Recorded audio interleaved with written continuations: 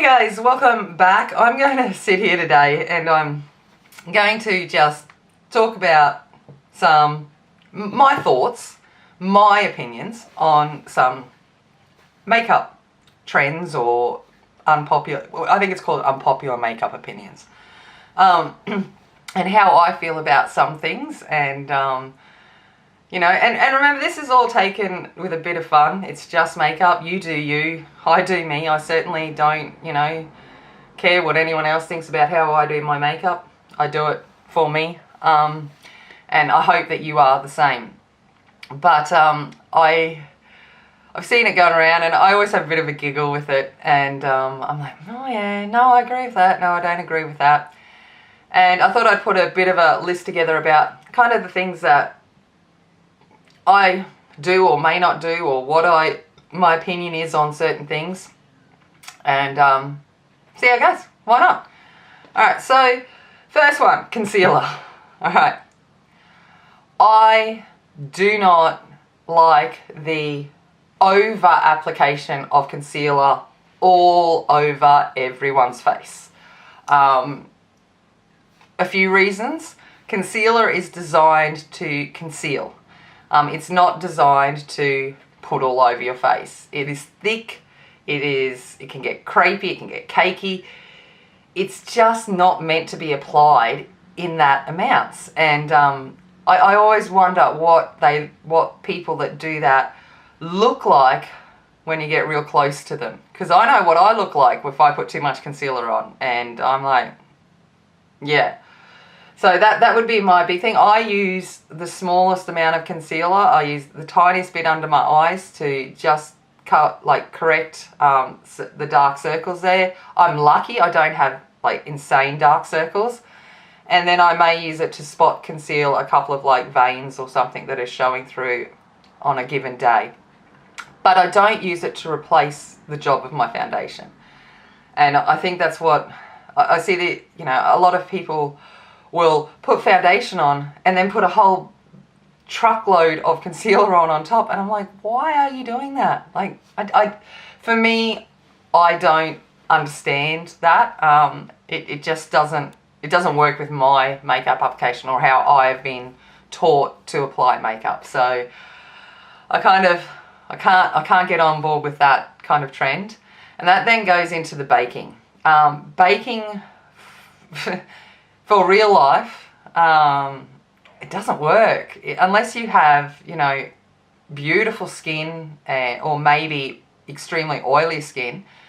But for me, I'm older, I have dry skin, I have fine lines, I have skin texture from age. If I baked, I would just look like, I don't know, cracked cement underneath my eyes. So baking for me, no, it kind of goes. Powdering under my eyes and setting my concealer is the same as my concealer. I use a minimal amount and I tap it on and I wipe it away. So they're probably, the two big controversies where I've kind of bucked the trend of what's popular at the moment. And then we get on to a couple more. The over-defined brows. So I'm a high school teacher. And sometimes I see my beautiful students, those amazing young girls that I teach, and they then have these huge, thick, caterpillar-looking things on their face. And, over-defined brows look amazing in, soft focus photos.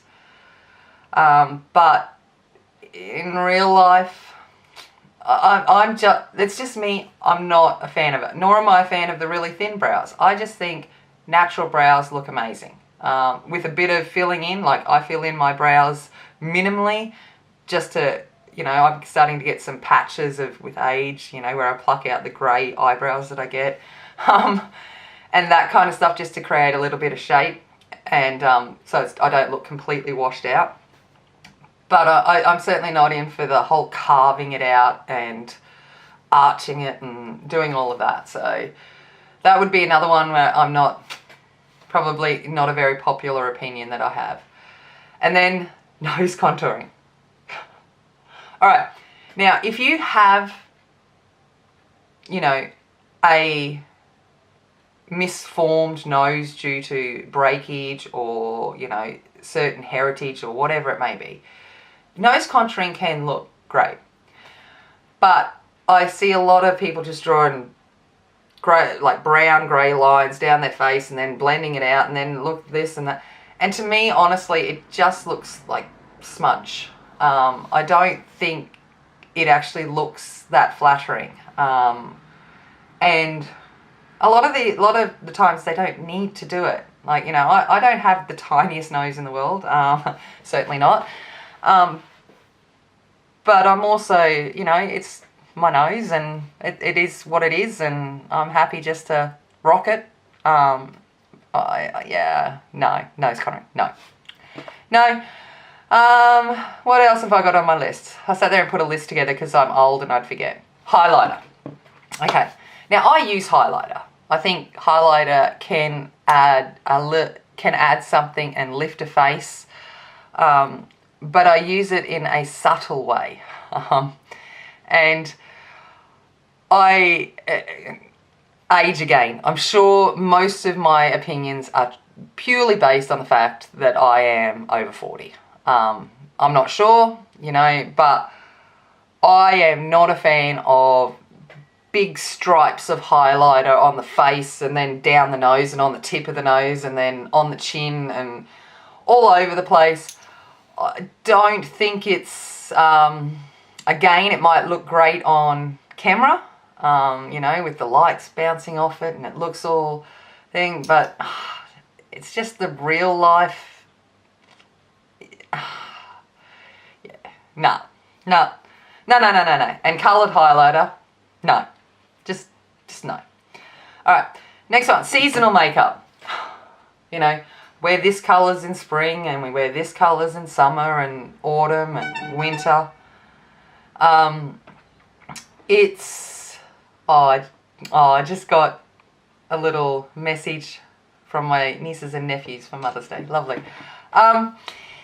It is I'll wear what I want to wear. If I want to wear bright blue eyeshadow in the depths of winter, I'm going to wear it. And if I want to wear a dark smoky eye in the middle of summer, I'm going to wear it. You know, seasonal makeup to me, it's kind of, yeah, nah.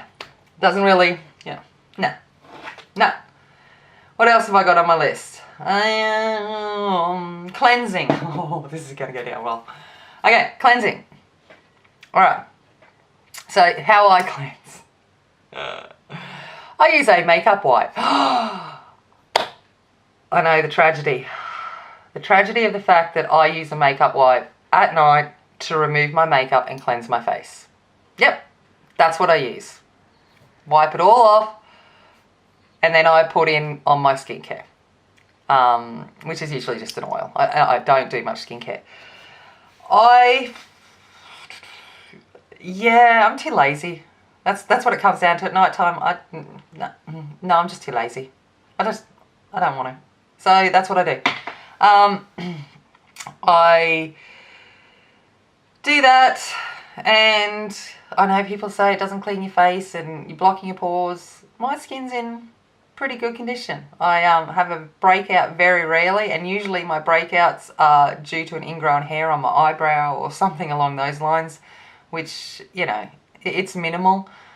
And then I cleanse in the morning and I cleanse in the shower. Another shocker. You know, my cleansing lotion is in the shower, and I cleanse my face and do it in the shower and hop out. I don't have extremely hot showers either, so that probably, you know, kind of helps a little bit. But yeah, there are my things on cleansing.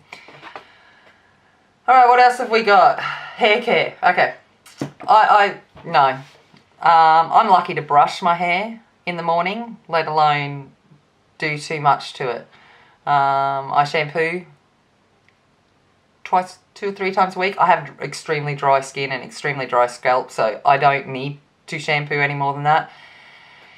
And Every now and again I might remember to use some hair oil or something, but hair's not my thing. I kind of just let it do what it does. You know, even when I get it cut, if I get it cut, most of the time I cut it myself.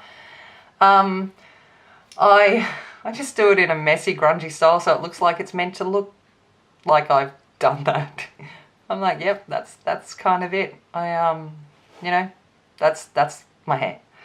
And then that leads on to, I guess, body care and shaving and stuff like that. Body lotions. Good in theory, and they smell delightful, and I get a body lotion, I'm like, oh, I want to smell like this. I haven't got time for that. I don't want to do that. I don't want to get out of the shower and rub lotion all over my body. No. So I don't. I do it every now and again. Every now and again I have like a girl day and I'll do that kind of stuff, but I wear jeans nearly 99% of the year, so no one's looking at my scaly dry legs anyway. So I'm like, nah, don't want to. In winter I may, I'll start thinking about actually putting something maybe on my elbows if they start getting thing. But even like hand cream, every now and again I'll watch a video and someone will be talking about hauling a hand cream. We're like, oh, hand cream, and I'll put a hand cream on. That's about when I remember to do it. Or when I paint my nails, and I only, Yep. And then shaving. The fact that I wear jeans 99% of the year. Shaving, and I'm also, I am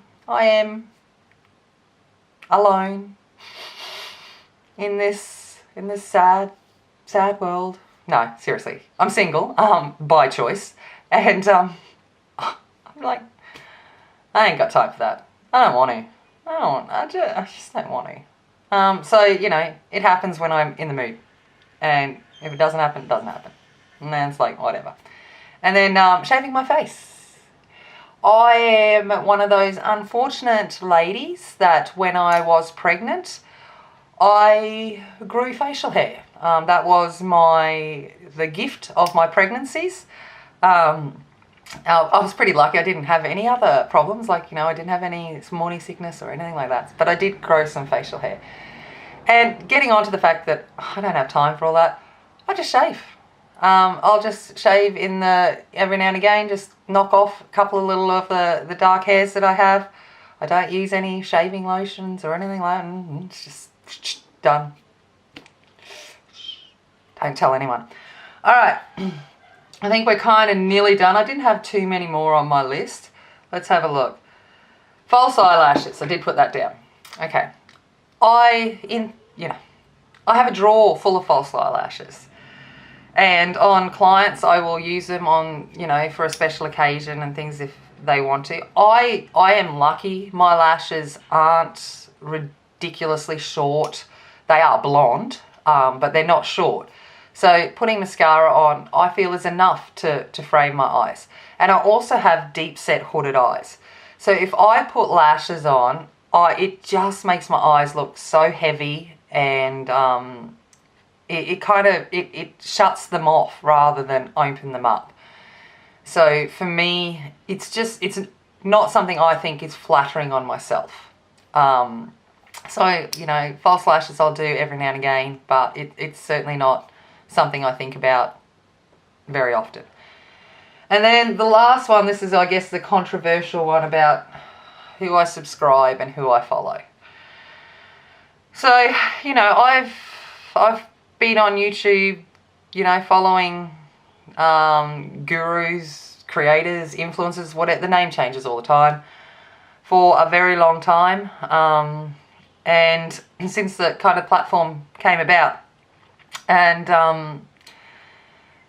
I have learned as I've gotten older, I have kind of steered away from the majority of people that are over 1 million plus subscribers. Not all, but a lot of the influencers that are over 1 million plus subscribers, because I find that the creativeness and the message of makeup and just having fun and putting looks together and whatever is kind of lost in the drama and the attention and the fame and the wealth and the sponsorships and I I don't like the falsehood of it. You know, I'm a person that calls a spade a spade. I'm pretty blunt and I'm pretty honest. And I'm also pretty good at seeing through people that are not so honest. So there are a lot of those that I don't follow. And I think too, especially when I started making videos for myself, I kind of become aware of just how, you know, hard it is to make a start in this community. And so I started seeking out smaller influencers. And to be honest, the majority of those that I watch are under 100,000 subscribers now. There are a few that are in the mid-range, if you want to call it that. But they're pretty blunt, they're pretty ruthless, they're pretty honest, and I appreciate that. And so I like the ones that are real, that I don't feel like they're doing a lot of BS just to get views and all of that kind of stuff. So that would be the way I look at it. You know, take some time to have a look around, and if you're watching me, you probably already are watching a lot of smaller creators. And, you know, I think of ones like Samantha March, Mel Thompson, Butte Bean, Angelica Novik's, Paulina's Beauty, Amy Loves Makeup. I could just keep listing them. There are many that I watch. And then I've got you got your Raw Beauty Christies and your Samantha Ravindals and all of those kind of ladies there that are in that mid-range that are just blunt, and it's cool. But yeah, that's kind of my opinions on the whole YouTube beauty influencer kind of realm. So on that, please subscribe to this little small creator here that's trying to make a start in a little world of lots of people that I don't quite fit into. You know, sitting here in my chair in Queensland, Australia, over 40, all that good stuff. But that is my opinions. So I hope you enjoyed that. As always, remember, be kind, be strong, and be a warrior. And I'll see you later. Bye.